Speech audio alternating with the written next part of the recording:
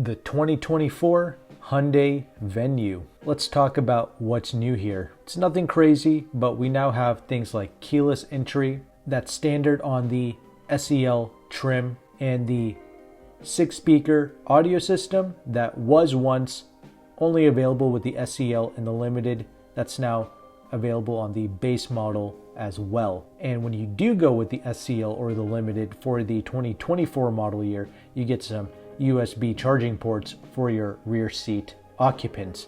And that's it. That's everything that's new for the 2024 model year. And this Hyundai Venue is a small compact SUV that I actually really like. It was a great driving product, had a great interior space. It was just a bit underpowered. We still have here the 1.6 liter naturally aspirated 4-cylinder engine with 121 horsepower.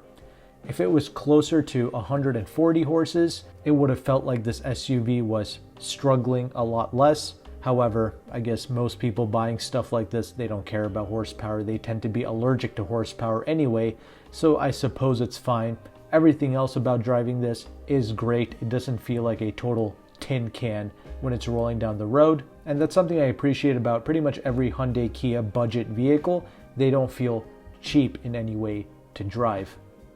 And it is mated to that IVT or that CVT transmission, and it's only available with front-wheel drive.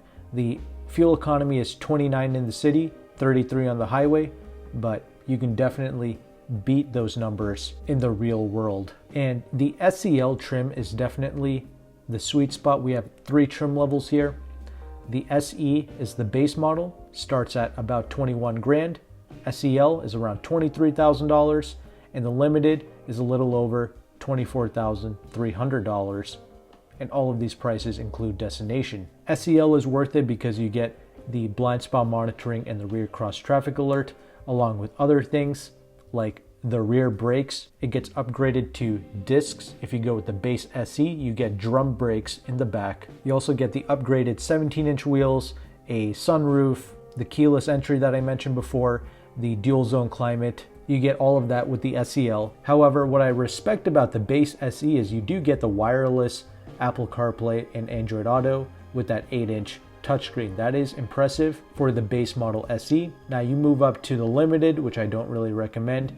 You just get LED headlights and taillights, as well as heated front seats, a navigation system, and a wireless charging pad. You're better off skipping that and saving your $1,200. Stick with the SEL. And that's a solid vehicle. You finance it for like 3 years, get it paid off as quickly as possible, take advantage of their 10-year, 100K mile warranty. Once you hit either 100K or 10 years, dump it, sell it, buy another one, continue the cycle. That's the best way to treat these Hyundai Kia products. Take advantage of that warranty because they do seem to honor that warranty when you have a good dealership to work with. I think this Venue isn't terrible. However, I do know of a gentleman, Aniki. He's got a 2018 Elantra with 261,000 miles on it, and the engine did give out on him.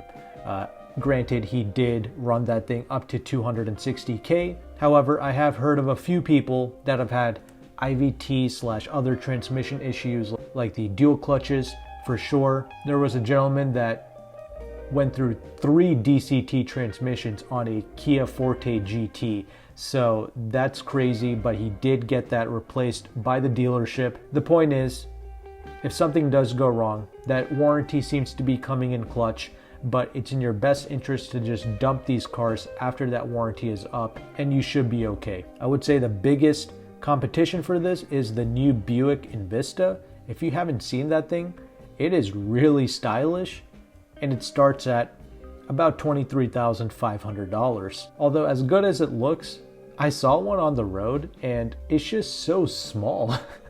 It looks like a small Temu knockoff Lamborghini Urus vehicle. I mean, it's stylish, it's just too small. The footprint out on the road doesn't match its elegant styling. I don't know, it's weird and hard to explain, but regardless, I don't think anyone cares. I think people will just fall in love with its styling and its low starting price, and people will go crazy for it if more people knew about it, because Buick isn't really advertising that car much.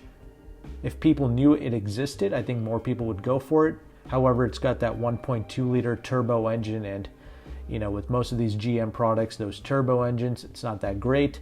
But once again, a lot of these products, they tend to be disposable after the warranty is up. So I guess you just dump it after the warranty expires and you get a new one, and you just keep that cycle going. But regardless, that's everything that's new for the Venue in 2024.